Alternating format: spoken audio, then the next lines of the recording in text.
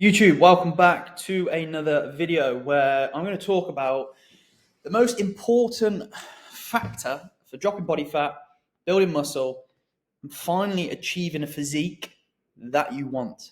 Okay, so I'm going to start off with the real goal. Now, when it comes to people trying to get leaner, improve body composition, improve the way they look, there's a few things I see people make some very simple mistakes, but can be easily rectified. Okay, so to get lean, they just starve themselves. They think the bigger the deficit, the better. All right, now getting lean is about dropping body fat, maintaining and building muscle mass. So if you're just starving yourself, your body's going to eat away at the muscle tissue to keep itself functioning, which is not what we want. Okay, they try and train harder while eating less. So they try and do more and more. Maybe they add loads of cardio. They try do more working sets. They increase volume in the gym. It's not the case. Okay, what you want to be doing is dropping body fat whilst maintaining your strength and keeping that muscle that you've built. Okay, that is what you want. Okay, and there's a common theme I see with people is like losing body fat and losing body weight. They're two different things. Okay, and we'll go into that. Now, the key factor, the most important factor to recomp or improve body composition is going to be this: a small sustainable calorie deficit, no extreme restrictions where you're eating next to nothing in calories, you are chewing ice cubes, but instead you are eating good food to fuel your performance, to help with your workouts, but then also allow you to drop body fat. Okay, we still want to maintain performance in the gym and everyday life, so this is why we want a small deficit, but then ultimately nothing that is going to basically run the risk of poor performance in the gym or whatever is sort of training style that you are doing. Okay, so step number one, setting up your nutrition. Okay, this is going to be the start point for most people. It's also probably the start that most are unsure as to what to do. Okay, so a small calorie deficit is where you're going to want to be, around about 10 to 20% below maintenance. So let's say your maintenance calories are 2,500 calories. I would go from 2,500 to about 2,250 to 2,300 to begin with. There's your deficit. Okay, nice and simple. You're going to look to keep protein at the same throughout the whole dieting phase. So you're going to keep it around about 1.8 to 2.2 grams per kilogram of body weight. We're going to make sure we're keeping in mainly whole foods, high amounts of protein with each meal to help with satiety and also help you hit your daily intake. Because as well, if we're consuming a lot of processed foods, then it's going to have an effect on insulin levels, going to have an effect on cravings, which is not what you want. Okay, do not get me wrong. You will have a little bit more flexibility, sort of 20%, to help you obviously stay consistent and keep it something that is sustainable for the long run. Okay, a misconception that I see all the time is when people are trying to drop body fat, they think, oh, well, I'm not eating as much. I'm going to be weaker in the gym. So I'll drop the weights. I'll drop the weights and go higher reps. No, please do not do that. If you do that, you're not going to end up looking how you want to look. Okay, your focus in the gym should be lifting heavy weights, maintaining your performance, still trying to get stronger, still trying to implement progressive overload.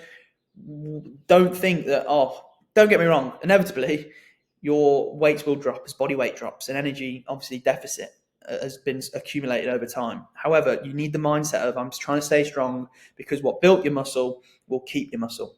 Okay, muscle is going to be kept through intensity in those sessions, not necessarily volume. Okay, doing junk volume, drop sets, supersets, not needed. Okay, keep it simple, stay strong, build strength, build muscle. That's what you want to be doing. Okay, implementing that progressive overload, keeping tension through the area you were trying to train, and execution with correct form. Okay, something to definitely consider. Okay, now we want to be using cardio intelligently.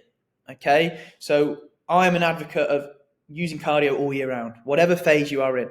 Okay, obviously, if I'm doing endurance training, cardio is going to be obviously in the program. However, even in the past when I've not trained for an endurance event, but still trying to get lean, I'll still implement it. Okay, it's fantastic for overall heart health. It's going to help improve recovery, obviously your resting heart rate. It's also going to help increase expenditure, which will obviously allow you for your deficit. So I would always be implementing it. I'll be going with more of a zone 2 based style of training. So a little bit lower intensity, a little bit more sustainable. It could be a high incline walk, it could be a bike, it could be a nice light run. And then I would also add in some short, high intensity interval training into my program as well. So I'd have one session, zone 2, 45, 60 minutes, and then I'd have one session, high intensity, 20, 30 minutes. Okay, so combining the two across a week is going to be your best bet. The one thing I wouldn't be doing though is letting cardio compromise my performance. So I would not be doing my cardio and then going straight into a gym session. Okay, I'd space them out equally, allow me to recover in between.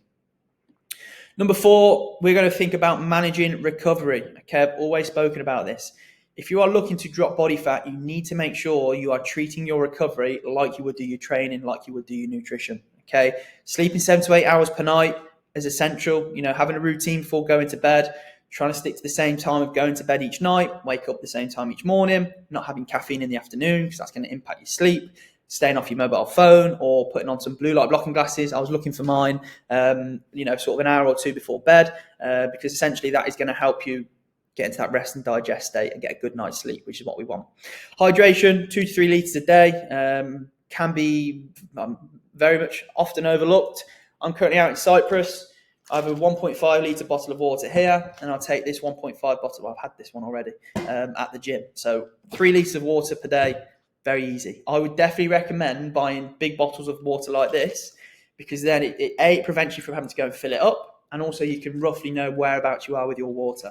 I've got 2 bottles every single day. By the end of the day, by about 6 p.m, I want to make sure they've both been drank. Nice and simple. Your body will struggle to drop body fat and build muscle if your body is in a stressed state. Okay, so that is why we want to look to make sure we are essentially recovering just as well as we would do with our training. Now, how would this look in practice? So how would a 12-week dieting phase look like from a training perspective and nutritional overview? So we might go with 3 gym sessions and then 2 cardio sessions. So in this instance, we're going to go with a lower upper full body training program. We've got 1 zone 2 cardio session and then another zone 2 on a Saturday. Okay, and what you could look to do is that zone 2 on a Saturday, you could change to your higher intensity. You might go and do a Hyrox class. You might go and do a conditioning class or something along those. I know they're quite popular at the weekends. Good bit of fun, good bit of accountability. So Monday, strength, lower body, still staying strong. So you could use in that session, a squat variation. Zone 2 cardio, 45 minutes on the bike, nice and easy.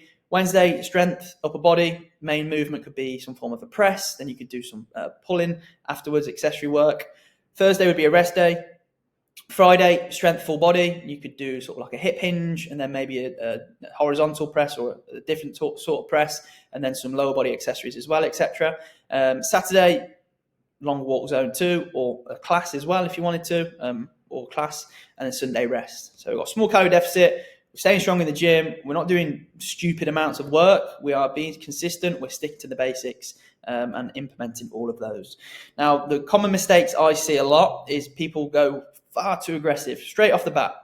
Maintenance of 2,500 calories, they'll drop it to 1,800.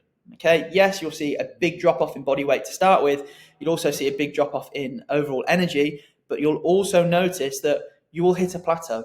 Okay, you want to give yourself a big runway. So if you're starting off your dieting phase at 1,800 calories, I guarantee after a few weeks, once your body adjusts and gets adapted and adapts, you're going to have to drop that again. Not ideal. Okay, I personally find keeping the calories as high as possible to help obviously with energy, obviously help with adherence, and obviously help with your performance in the gym is far more important. And then what you can look to do is use cardio as your tool for a deficit. So maybe increase your output.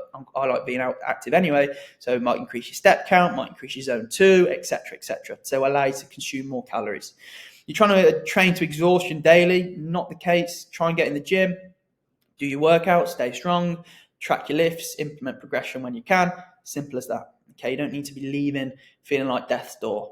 Doing endless cardio is not going to help either, especially because that's going to impact your strength sessions, which is not what we want, because what built your muscle mass will keep your muscle mass, and expecting results rapidly. Okay, 3-4 weeks down the line, why am I looking the way I look? You need to give yourself longer. I would personally go from anywhere from 8 weeks to 12 weeks, depending on your current start position. So what do you want to do instead? Now, eat slightly less than you burn. Nice and simple. Keep lifting heavy. Make sure you're using cardio for your health, like I've mentioned, and also from an expenditure perspective, but don't see it as punishment. Okay, it's there as all part of the program.